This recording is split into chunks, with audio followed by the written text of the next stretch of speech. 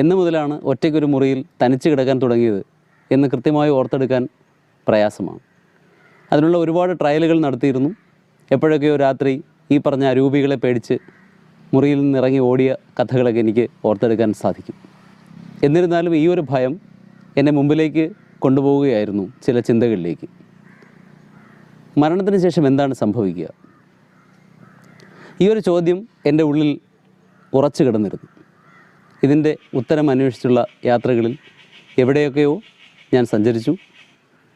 ഇതിന് ഉപോദ്ബലകമായ പല ചിന്തകൾ, പരിണിതപ്രജ്ഞരായ ഗുരുക്കന്മാരുടെ അനുഭവ സാക്ഷ്യങ്ങൾ, കണ്ടും കേട്ടും പരിചയിച്ച ചില കൺഫ്യൂസിംഗ് ആയിട്ടുള്ള എക്സ്പീരിയൻസുകൾ,